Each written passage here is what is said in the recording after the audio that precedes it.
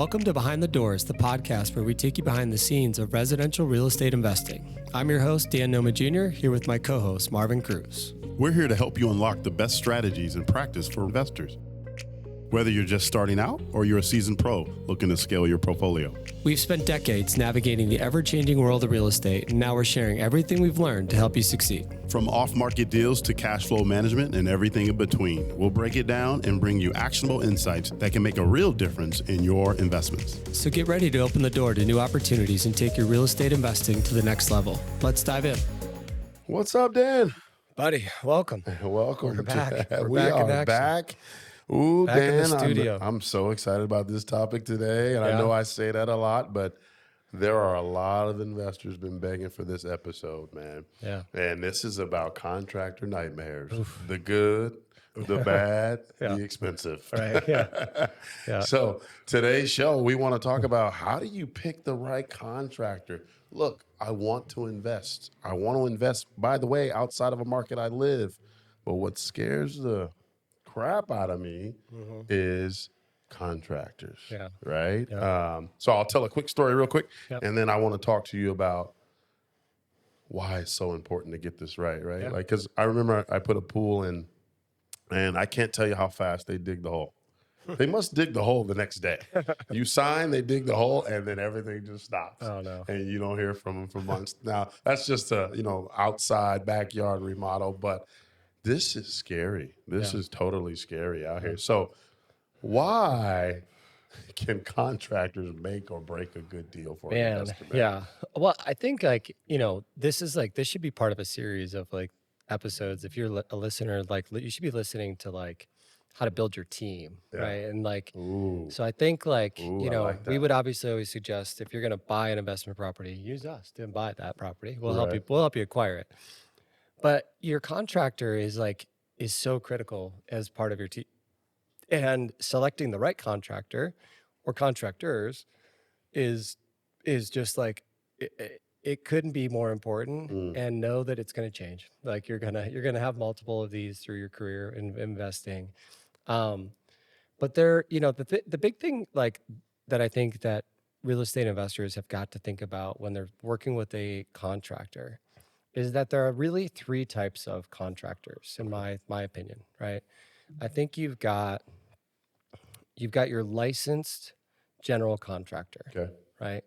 That does retail work, right? So they're like the ones that you would call to come in and remodel your kitchen if you lived in the house. Gotcha. Right? That's a GC, licensed GC that does retail work for homeowners. Then you've got, a licensed general contractor that does work for investors. They are different. They are for sure different. So one of the key questions I ask a contractor every time I meet them is, how many real estate investors do you work for? Tell me your real estate investment experience. If the answer is, I don't do any real estate, I haven't worked with any investors, I'm not going to be the guinea pig. Gotcha. I refuse to be the guinea pig because I have found that they charge differently. They just charge. If you're in the investment game, you're thinking volume, right? So you have a contractor mindset where you're thinking I'm going to work with this client. I'm not going to work for hundreds of them, but I can work for 10 of these guys, and they're going to keep me busy all year round. They just have needs all the time. Love that. Whereas the first example I gave you, that guy is shopping for work, and he's working for that retail buyer. He does probably great work, and he deserves every dollar that he gets doing that. He's just not the guy that I need, who understands that I've got to be super cost conscious when I'm investing. Love that. Right. And that the two have to be different. And the third, type of contractor is an unlicensed contractor, right? And most of those guys get stuff done. They do get some stuff done. Right. But you're taking a risk, right? And that's a whole nother thing. We can get into what you're doing with those guys. But if I was to tell you which one to pick, of the three, go for the licensed guy that does work with investors. That's your perfect avatar. Now, these unlicensed guys can do some stuff, just be careful how much you let them do, Yeah. right? Yeah. And you got to remember, people are living in these places, Yeah. so you got to be careful. You can't just have like unlicensed work going on all the time, and let it be bad. Now, I've worked with plenty of unlicensed guys that if they just took the test, they would be brilliant and they could do this. So they're out there. So I'm not trying to scare you. Yeah. I'm Right. just Right. saying, like, just be careful with that. Like, that's just a critical thing to be Yeah. careful of. Should we check to ensure that they have a license or I'm sorry, insurance as well? Yeah, for sure. Yeah. If they're licensed, they have to, Yeah. right? So they're going to have insurance and they're going to have bonds, right? They're going to have both. They're going to be licensed and bonded, Yeah. Yeah. and that's big. You want to make sure that they've got insurance. Like, it happens. I mean, these guys are using tools. Like, I mean, I remember my dad was a contractor, right? So I grew up in that world. Right. And in one of his job sites one time, I mean, he had a guy cut off a couple fingers Oh using wow. a Oh handsaw, wow. right? So it It happens. happens. Like, you Yeah. can step on a nail, like all of those things. Like, it's Yeah. it's physical work. Yeah. So like it could happen. And so insurance, yeah, you gotta have Gotcha. that. Gotcha. You gotta How have it. about any red flags that we can look out for to spot a bad Yeah, contractor? Any yeah, any tips there? for sure. If it's your first time meeting and it takes a long time for him to respond to you, There it is. take note right away, right? That is communication is key with your contractor, Yeah. right? They're a part of your team. They're an investor. They're in the investment game just like you are. They're going to be part of this whole ecosystem with you. They've got to be willing to communicate. And inconsistent or like distant communication is not going to lead to success. Yeah. And so, one of the other questions I ask every contractor that I work with is, how do you communicate? Is it text? Is it Mm. email? Is it phone call? And then I even ask, like, okay, can we get on a text thread together? Like, why don't you and I get on this text thread together? Yeah. That way I'm available on this text thread. I know you're available on this text thread, and know that this is our core line of communication and we're going to communicate this way. And then we set that like marker as this is how we communicate for this specific job. And I find that works really well. Um, so communication, number one. Number two would be like, when you ask them about their work and they don't have a lot or the ink's just dry on their license, Yeah. Yeah. be careful. Yeah. Like, not saying don't use them. I'm just saying, like, be careful. References matter, right? And referrals and references matter. Ask if you can contact a couple of the referrals. If they've had a bad relationship with an investor, Yeah. it's who knows? It could be the investor's fault. It could be their fault. It doesn't. Everybody's going to have a different story, but let's hope that they don't. Let's hope you can find the person out there that's had like a good, favorable relationship with an investor. Maybe the investor is just idle. He's not doing anything right now, Yep. and this guy's grown a bit. It has a team, and he can do some more work. Yep. Like that's an awesome thing. So check their references, and if they have none, be careful being the guinea pig. I don't know. It's just I would never use a doctor that doesn't have like reviews. I don't know that I would That's use a fair. contractor Yeah. that doesn't really have a lot of reviews. Oh, that's fair. That's And I fair. want to give everybody a chance, but you gotta have some sort of skill in this for sure, because That's right. you gotta have efficiencies, and I think that's it. Yep. The third one I would say is like incomplete or vague contracts. Contracts I like. I prefer a contract. No handshakes. I'll tell you, I have two. So for my own flip properties, right? I keep a consistent amount of flips going all the time, Yeah. and I have two crews. I've got one crew that I've worked with for literally 20 years. Wow. He doesn't have any other clients. We've just worked together for 20 years, and it's a father-son duo. They're older now, so they're working a little bit slower, Yeah. but they do nice quality work, and we have just like a handshake agreement. But we've done this for 20 years. Yeah. My other crew, we're newer, like they're working, but they're newer, and I put a contract in place with them with deadlines and a budget. Yeah. You There you go. so like Yeah. I think it's important to have a contract with a super clear scope. So the way I like to do it is like I will go meet the contractor at the property. We will go over the scope of work. We'll pick out all of everything in the house, like right at day one before we even start. Mm. And I give him links to everything that he's going to be able to buy. That's awesome. everything, lights, whatever, like Yeah. day one, way to start. That's how we start. And then that way he can't say he's waiting on me to make a decision for anything. Everything's already been decided. And then we set the deadlines and the work and the payment hurdles. I give them 50% to start, and usually they buy all the materials with that, and then they just start to go. And then I give them progress payments as they start to complete the project. And Gotcha. that contract is super easy to get together. And like, if you all are listening and you need a copy of like a contract out there, just let us know. We'll get you a copy of something example that you can use there for sure. So the next one I would say is the red flag would be, you know, guys that like to underbid projects, you know? Pricing too good to be true. Yeah. It probably So you get two bids on a project and one guy is 30% cheaper. is. Yeah. I know it sounds great. I know it sounds good, but something's wrong. Something's off, Something's right? wrong. Like Yeah. the delta between two contractors is never 30%. Yeah. It's just not. So like 5%, yeah, 10 maybe. Right. 30? No, Yeah. right? So be careful on those that have like a big delta between bids or projects, or if like they send you a bid and the bid is at 50% and you're like, wait a minute, like they didn't include this, they didn't include this, they didn't include this. Like, what is this guy thinking? That's a red flag. Like you got to be conscious of that because that's how that person thinks. Yep. And they might do half, like, you know, excuse my French, like half-ass work. Yeah. If they're doing half-ass paperwork, they're probably going to do half-ass regular Yep. work, right? Yep. It's like I just want somebody that's got some attention to detail. Yeah. I you love know? that. So I think that's another red flag to look out for. Yeah. Trust your instincts. Your initial. They didn't respond to you in the beginning. They're not going to respond to you in the end, right? Yeah. You got to do your due diligence. Ultimately, what I hear Yeah. you saying, you got to get this right. Yeah. Because by the way, this can become extremely expensive. Yeah. Do you have a story or a nightmare that you experienced, and that's Yeah. probably why you are the way you are today, right? Right. Yeah. No, I mean, yeah. I mean, I have many many stories of contractors. You know, like I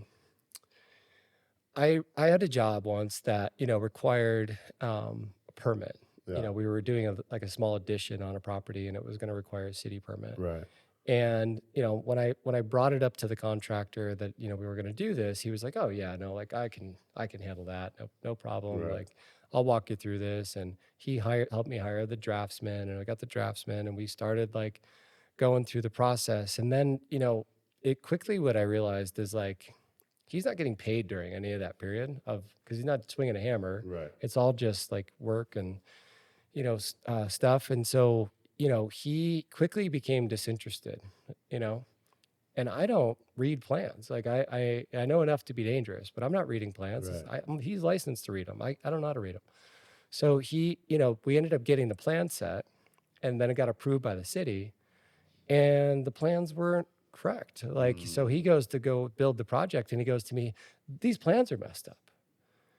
And I'm like, "Well, whose fault is that?" Like, you know, the draftsman sitting in his office or the guy that's supposed to be the go-between, like who's actually going to build it. Yeah. Someone's got to check that. And it certainly isn't me because I don't know how to do it. And you know that. So, you know, that was one example. I've also had like guys start projects and then they take on too much work and then so they'll start and then you don't see them for like 2 weeks. That's like my ultimate thing that I dislike is I say to them, I say, "Look, like when we start, we stay." Yeah. And that's why I hold them to dates on timelines. Right. Otherwise, like they will drift because guess good what? point. The guy that calls with the kitchen, point. they can make 30 grand going to do that kitchen real quick. They're going to go peel out and go do the kitchen and come back to me when they're done. Yeah. And now my investment just sits and sits and sits. And so I keep the deadlines with penalties in there. It's $100 a day, you know, if they don't hit the deadline. I love that. Yeah, you got to remember your contractor is a different motivation. Yeah. He has other contracts that he's trying to acquire. Yeah. So he may take on 5, 10 projects at the same time. Yeah, that's and so scary. I love that you do that. That's scary, man. Yeah. So where can we find these rock star contractors? Do you have any suggestions? So think about this investor. Again, they're not familiar with this market, but they know that market makes sense because they found some properties on our website. But where could they find rock star contractors? There no bad contractors show up to networking events. Say that again. No bad contractors show up to networking events, Oh, okay. right? Because why would you be showcasing yourself if you were a bad You're not contractor, busy, right? right? Yeah. So the good ones are out there. Yeah. They, where I find them is like they're either recommendations by other investors or real estate agents. Yep. They're at my local networking groups. Like, here we've got like the Phoenix RIA, which is a great one. Yep. Um, and Asria, which is another great one. Like there are contractors at those all the time, and you can go there, and those guys like are eagerly wanting to work with investors, Mm, and they probably have worked with other people in that network. Otherwise, they wouldn't be showing up, right? So that is a great place to find them. Is just through like that network and other working with other investors. I mean, you could find people on like House or Angie's List or Facebook groups and yeah. stuff like that. Again, just do your due Yep. diligence on them after you meet them, Yep. regardless of where you Yep. found them. But they're out there, and the only thing I would probably caution would be just like picking up the phone book or getting on Google and just like Googling, my local contractor and starting there. Start with the referral, like Yeah. just start with that because I think you're going to find that like you gotta it's different. You gotta find the guy that has or person that has worked with investors before Yep. and understands what it's like to work with investors. Like I'm doing a project right now, just down the street from here, and I turned away a contractor this week, because he said to me in our first meeting, I said, "Well, how many investors do you work for? Like Mm, how many flip projects have you done?" And he goes, I don't really do this. I really work with a lot of retail homeowners, but that's been a little slow. So I thought I'd give this a shot. Again, like I just am not going to be the guinea right. pig. And Right. Right. that's what I shared with him. I Yeah. said, I'll let you bid the job. I said, but I guarantee you're going to come in 20% higher than I'm willing to pay. Yeah. And that's just it. And, and it did. He just, his pricing was just high Yeah. because that's what he's used to being able to charge the retail buyer.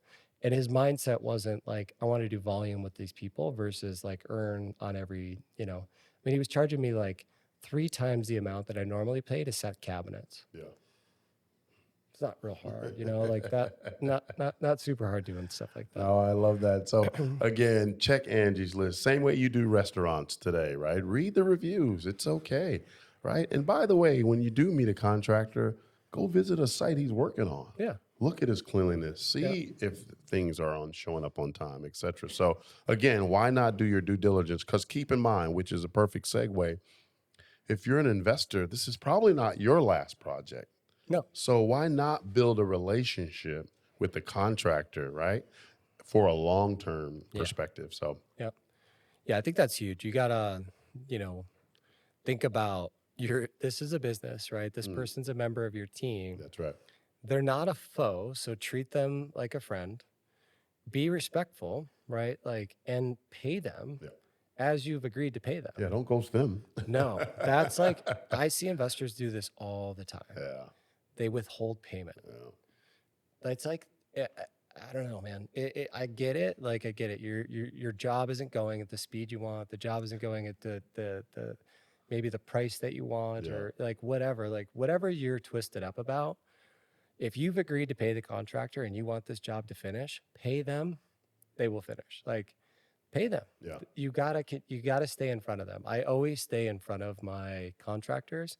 That way when I call, he's like, "Oh, it's Dan. I'm gonna pick up and call." Yeah. Like we've never had like an issue with payment. And therefore, like we're great. Like we've had disagreements on like how we should do things or, what tile we should pick for the bathroom and stuff like that. But we're not disagreeing over money.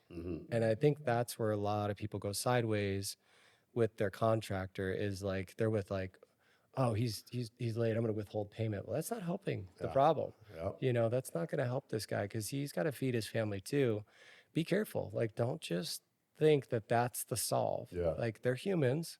Sit down, calm down, have a conversation.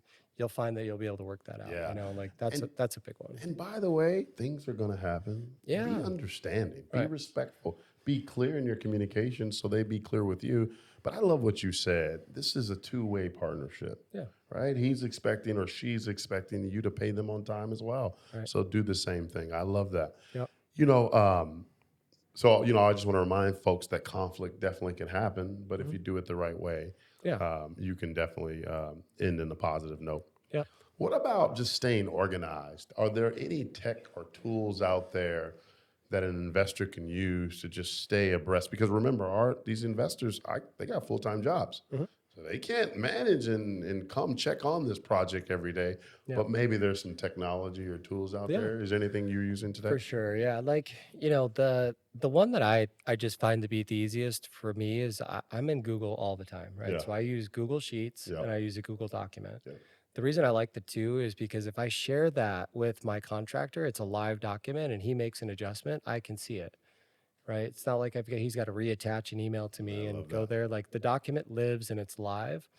Um, and so with every job that I work on, I like to set up that the budget, the contract, everything in like a folder inside of Google that we both now have access to, right? And he can access that on the mobile as he's out there in the field doing his thing.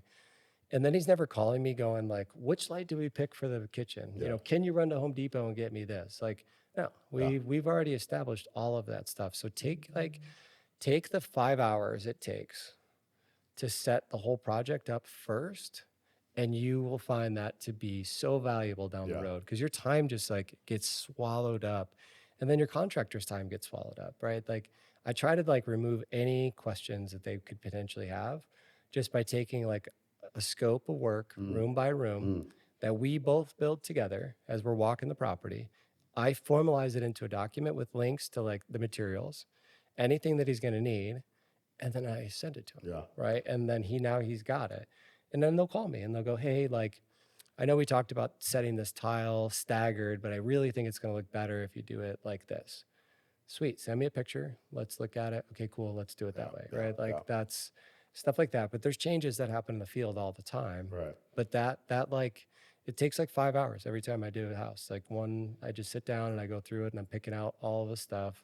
And it's not like the most fun part of the project. Some people love like the design piece. I don't. Like I just don't really care about that, but I do it.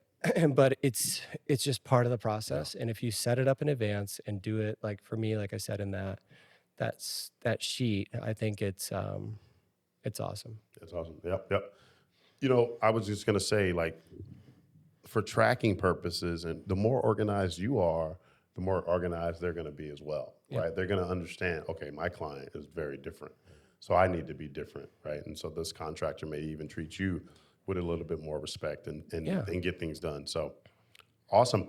I think, let's recap really quick because I really want people to really understand this because I loved everything you said. Find a contractor that's worked with investors Yeah. is a little different than retail. That was my favorite takeaway for the day, right? Tracking the progress and building a worksheet so you're all aligned. You love contracts. Mhm. And my other favorite is there's a penalty, Mhm. right? Take away $100 for every, or whatever you said, or every day we miss. Yep. So ultimately, let's avoid the handshake Yeah. deals, Yeah. right? Let's avoid that altogether. Yeah, and I feel like your uncle's the contractor, right? Like, I don't know.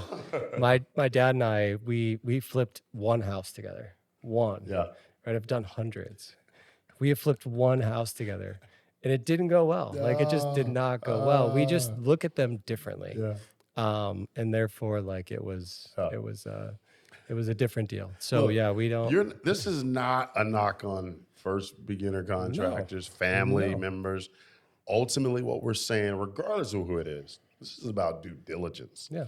And you have a budget investor. All right. Remember, when you first started looking at investment, Yeah. the first question you should have been asking yourself is, what is the return you want? Yeah. Right? Especially on this flip, right? Yeah. Yeah. At the end of the flip, what's the profit you want to take home? Right. Well, this is a step Yeah, into it's that.